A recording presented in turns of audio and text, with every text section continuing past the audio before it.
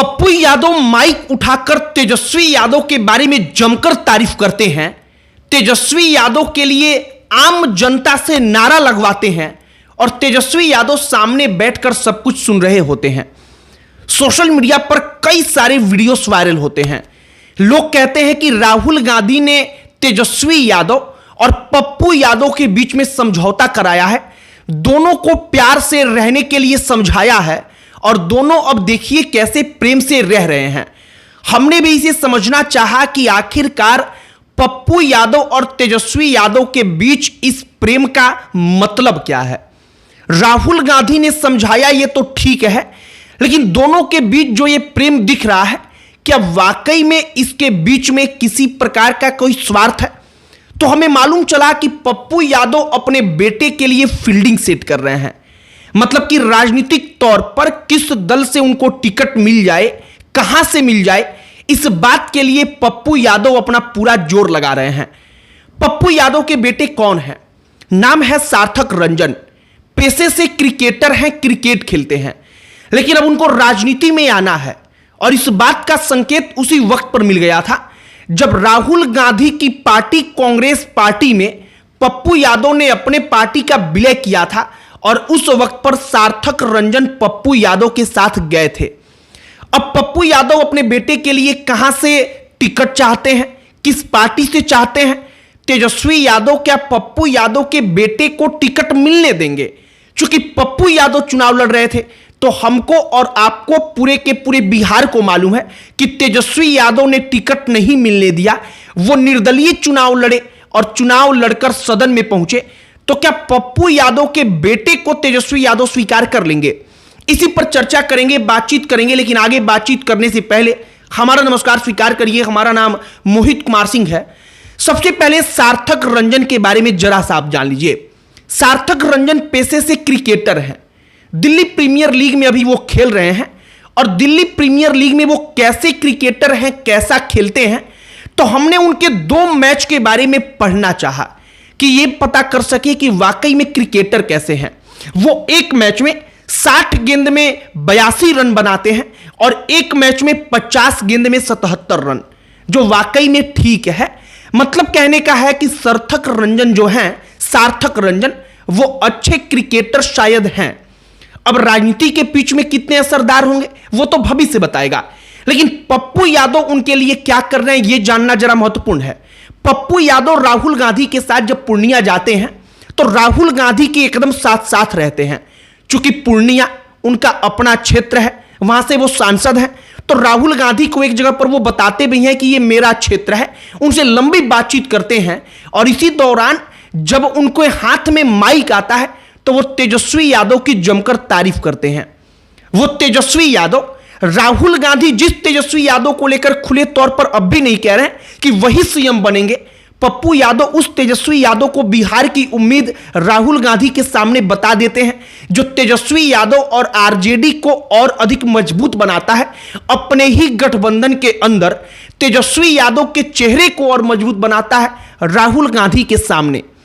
पप्पू यादव जब यह सब कुछ करते हैं तो तेजस्वी यादव वहां पर मौजूद थे। तेजस्वी यादव बाकायदा सब कुछ देखते हैं, अंदर अंदर वो खुश भी हो रहे होंगे। हालांकि पप्पू यादव जब यह सब कुछ करते हैं तो इसके पीछे इसका एक बड़ा मकसद यह है कि पप्पू यादव अपने बेटे के लिए टिकट चाहते हैं और पप्पू यादव को मालूम है कि पप्पू यादव को टिकट कांग्रेस पार्टी से इसलिए नहीं मिला क्योंकि तेजस्वी यादव और राहुल गांधी ने वहां पर अपना टांग अड़ा दिया। पप्पू यादव एक बात और जानते हैं कि लोकसभा के चुनाव में वो निर्दलीय चुनाव लड़कर सांसद बन गए। वो उस वक्त की परिस्थिति थी, लेकिन उनके बेटे अगर निर्दलीय चुनाव लड़कर सोचे कि विधायक बन जाएं तो यह नामुमकिन सा है या लगभग बड़ा मुश्किल है।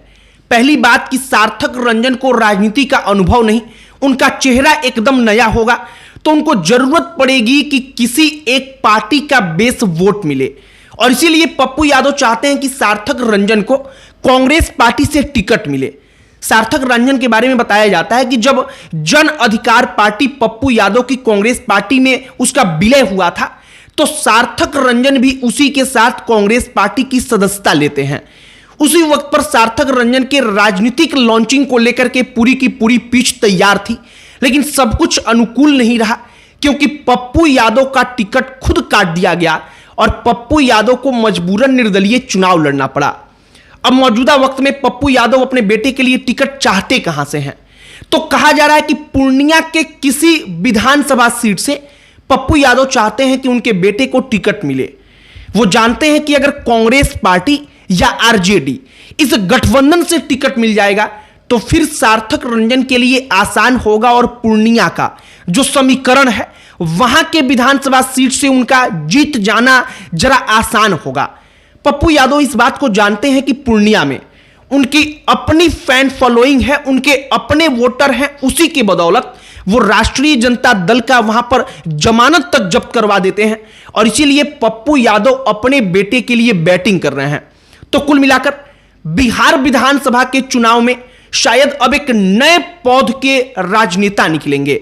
वो नए पौध के राजनेता जो बड़े बड़े नेताओं के बेटे हैं। कई सारे नेताओं के बेटों पर सबकी नजरें बनी हुई हैं। शहाबुद्दीन के बेटे ओसामा पहली दफा चुनाव लड़ने वाले हैं राष्ट्रीय जनता दल के टिकट पर। यह पहला नाम। दूसरा नाम आनंद मोहन के एक और बेटे राजनीतिक तौर पर तैयार हैं और जनता दल यूनाइटेड से चुनाव लड़ेंगे, यह लगभग तय है। अब तीसरा नाम पप्पू यादव के बेटे सार्थक रंजन जो पेशे से क्रिकेटर हैं, वो राजनीति में आने वाले हैं और इन तमाम चीजों को लेकर चर्चाएं तेज है कि अब बिहार की राजनीति में नेताओं की अगली पौध भी तैयार हो रही है जो चुनाव लड़कर सदन में पहुंचेगी और अपनी विरासत को आगे बढ़ाएगी। बाकी विरासत की राजनीति कितना लोगों को पसंद आती है यह चुनाव का परिणाम बताएगा, लेकिन फिलहाल पप्पू यादव जो सेटिंग कर रहे हैं तेजस्वी यादव की तारीफ करके, तेजस्वी यादव से गले मिलके, हमने सोचा कि उसके पीछे क्या कहानी है जरा वो आपको बताई जाए। हालांकि तेजस्वी यादव और पप्पू यादव का आपस का रिश्ता अगर ठीक होगा तो निश्चित तौर पर दर्जनों सीटों पर कांग्रेस और राष्ट्रीय जनता दल को फायदा मिलेगा। इसमें तो कोई दो राय नहीं है कि पप्पू यादव एक जुझारू नेता है। उनको मालूम है कि जमीन पर उतर करके कैसे संघर्ष किया जाता है। वो गांव गांव में घूमकर आम जनता के बीच में मेहनत कर सकते हैं, ये उनकी कैपेसिटी है, वो इसके कैपेबल हैं और इसीलिए पप्पू यादव का साथ रहना शायद महागठबंधन के लिए, कांग्रेस और आरजेडी के लिए जरूरी भी है। बाकी आपकी प्रतिक्रिया इस पर क्या है कमेंट बॉक्स में लिखकर बताइएगा। अन्य कोई टॉपिक जिस पर आप चाहते हो कि हम वीडियो बनाएं उसे भी कमेंट बॉक्स में लिखकर बताइएगा। हमारा प्रयास होगा कि हम उस पर भी वीडियो बनाएं। बाकी इस वीडियो को यहीं पर समाप्त करते हैं। अंत में हमारा परिचय, हमारा नाम मोहित कुमार सिंह है। बहुत बहुत धन्यवाद।